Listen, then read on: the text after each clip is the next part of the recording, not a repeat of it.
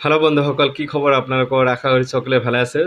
ময়ো ভালে আছোঁ। তো বন্ধুসকল, আজিৰ খেল T20 ৱৰ্ল্ড কাপৰ ফাইনেল খেল তীব্ৰ মহাৰণত প্ৰতিদ্বন্দ্বিতা কৰিব আমাৰ ইণ্ডিয়ান টীম আৰু এগেইনষ্টত থাকিব ছাউথ আফ্ৰিকা। তো বন্ধুসকল, আজিৰ খেলখনত কোনে জয়লাভ কৰিব আপোনালোকে নিশ্চয় জনাবলৈ নাপাহৰিব। আৰু খেলখনত কোনে জয়লাভ কৰিব, কোনে ভাল খেলিব, আজি কোহলি কিমান ৰান কৰিব পাৰে, ৰোহিত শৰ্মাৰ বেটিং পাৰফৰ্মেঞ্চ কেনেকুৱা হ'ব, সূৰ্য কুমাৰৰ ছিক্স আমি কিমানটা দেখিবলৈ পাম, আৰু ইফালে জাসপ্ৰীত বুমৰাহ ইকনমি কিমান দিব পাৰে, আৰ্শদীপ সিঙে কিমানটা উইকেট দখল কৰিব পাৰে। যিহেতু উইকেটৰ ক্ষেত্ৰত আৰ্শদীপ বৰ্তমান 2 নম্বৰ স্থানত আছে হায়েষ্ট উইকেট টেকাৰ হিচাপে। কুলদীপে কেনেকুৱা বল প্ৰদৰ্শন কৰিব, হাৰ্দিক পাণ্ডিয়াৰ কেনেকুৱা ছিক্স দেখিবলৈ পাম, কেনেকুৱা বল দেখিবলৈ পাম, নিশ্চয় আপোনালোকে কমেণ্টছত জনাব বুলি আশা থাকিলে। আৰু আপোনালোকেও আজি এই খেলখনত কেনেকুৱা আশা কৰি আছে, আৰু ইণ্ডিয়ান টীমে কেনেকুৱা পাৰফৰ্মেঞ্চ দিব, কিমান ৰানত জয়লাভ কৰিব পাৰে, নহ'লে কিমান উইকেটত জয়লাভ কৰিব পাৰে বুলি আপোনালোকে নিশ্চয় জনাব বুলি আশা থাকিলে। আৰু বিশেষভাৱে জনাইছোঁ যে ইণ্ডিয়ান টীমত অলপ সাল সলনি কৰাৰ প্ৰয়োজন আছে নেকি, যদি আছে তথাপি কমেণ্টছত জনাব। আৰু কমেণ্টছত জনালেই যে মই কিবা চেঞ্জ কৰিব পাৰিম নেকি, নেভাৰ মানে মই নোৱাৰোঁ। তো যে নহওক মই নোৱাৰোঁ, কিন্তু হয়তো অথৰিটিৰ মানুহ আছে নিশ্চয় চেঞ্জ কৰাৰ কাৰণে মাথা মাৰিব। আৰু ইতিমধ্যে হয়তো কিজানি লিষ্ট আউট হৈছে আজি কোনে কোনে খেলিব। আৰু আগতে যেনেকৈ খেলিছিলে ৰোহিত শৰ্মা আৰু কোহলি আহিছিলে বেটিঙত, 1 ৰাউণ্ডত আহিছিলে ঋষভ পন্ত, 3 নম্বৰত আহিছিলে সূৰ্য কুমাৰ যাদৱ, আৰু তাৰপিছত জাদেজা আহে, হাৰ্দিক পাণ্ডিয়া আহে, শিৱম দুবে। সকলোৰে প্ৰশ্নৰ আঁৰত আছে যে শিৱম দুবে কেনেকুৱা পাৰফৰ্মেঞ্চ দেখুৱাইছে, কি কৰি আছে টিমত। তো হয়, মই যোৱাকালি যিটো লাইভ আছিলে, লাইভত মই অলৰেডি কৈছোঁ যে শিৱম দুবেক একচুৱেলি চেঞ্জ কৰিব লাগিছিল। চেঞ্জ কৰি যদি ল'ব পাৰিলেহেঁতেন ৰিংকু সিং, নহ'লে আৰু ল'ব লগা এই প্লেয়াৰ জয়সৱাল আছে, চেমছন আছে, গিলৰ কথা বাদ দিলোঁ। তো বহুতকেইটি হয়তো প্লেয়াৰ আছিলে, কিন্তু শিৱম দুবেক চেঞ্জ কৰা এতিয়ালৈ হোৱা নাই। কিন্তু মই ভাবোঁ একচুৱেলি চেঞ্জ কৰিব পাৰিলেহেঁতেন। যদি চেঞ্জ কৰিলে হয় ৰিংকু সিঙকো ল'ব পাৰিলেহেঁতেন, নহ'লে জয়সৱালক লৈ কিনে যদি তাক অপেনাৰ হিচাপে প্ৰক্ষেপ কৰিলেহেঁতেন, হয়তো খেলটো যেন অলপ ৰোমাঞ্চকৰ আৰু অলপ চেঞ্জ হোৱা দেখিব পাৰিলেহেঁতেন।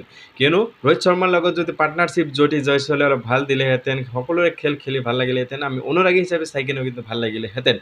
তাৰপিছত 2 নম্বৰ কথা হৈছে যে জয়সৱালে আহি কিনে যদি অপেনিং বেটছমেন কৰে, তেনেহ'লে কোহলি কিন্তু 1 ৰাউণ্ডত গুচি যাব, মানে এটা উইকেট যোৱাৰ পিছত কোহলি আহি যাব। তেনেকুৱা ক্ষেত্ৰতো কোহলিৰ বহুত ভাল পাৰফৰ্মেঞ্চ দিয়াৰ বহুত ৰেকৰ্ড আছে। তো মই কথাষাৰ সেইখিনি ক'ব বিচাৰিছোঁ বা আহ্বান জনাম। হয়তো আমাৰ কথা নুশুনিব, কিন্তু কথাবোৰ এনেকুৱা বা খেলটো এনেকুৱা হ'লে যেন বহুত ভাল লাগিলেহেঁতেন, আৰু সেই কথা কিন্তু সকলোৱে কৈ আছিলে। আৰু সকলোৱে কয় যে ইণ্ডিয়ান টীমত আই থিংক বিৰাট কোহলি ভাল খেলিব লাগে, নহ'লে বিৰাট কোহলি 1 ৰাউণ্ডত আহিব লাগে। ইফালে শিৱম দুবেক চেঞ্জ কৰিব লাগে, চেঞ্জ কৰি কিনে জয়সৱালক আনিব লাগে, নহ'লে ৰিংকু সিং আছে বা অন্য খেলুৱৈ আছে তেওঁলোকক আনিব লাগে। বিশেষকৈ ৰিংকু সিং আৰু জয়সৱালৰ কথাটোৱে বেছি আহি পৰিছে। গতিকে মই সেইটোৱে ক'ব বিচাৰিছোঁ, জয়সৱালক এণ্ট্ৰি কৰিব লাগে, এণ্ট্ৰি কৰি প্ৰক্ষেপ কৰিব লাগে ৰোহিত শৰ্মাৰ লগত। তো যিয়ে নহওক, আৰু অন দ্য আদাৰ হেণ্ড যিটো আমাৰ বলিং ছাইড আছে, যেনেকুৱা কুলদীপৰ পৰা আৰম্ভ কৰি জাসপ্ৰীত বুমৰাহ, আৰ্শদীপ সিং, জাদেজা, হাৰ্দিক পাণ্ডিয়া, সকলোৱে ভাল বল প্ৰদৰ্শন কৰি আছে, ভাল বল দি আছে। আৰু কেইটিমান মানে মেক্সিমাম খেলে যে বৰ্তমান আমি বলাৰৰ জৰিয়তে জিকিবলৈ সক্ষম হওঁ, এইটো কিন্তু সঁচা কথা।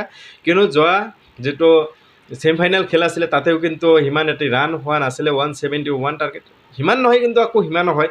তো 171 টাৰ্গেট এক প্ৰকাৰ বেয়া হয়, আকৌ ক'বলৈ গ'লে একচুৱেলি নিয়াৰ এবাউট 200 হ'ব লাগে। আজিকালি যিহেতু T20 ৱৰ্ল্ড কাপ সকলে ব্লাইণ্ডাৰ বেটছমেন সকলে বেট হাতত লৈ আহে, মাৰিম বুলি কয়ে, আৰু মাৰাৰ কাৰণে সকলোৱে চেষ্টাও কৰে।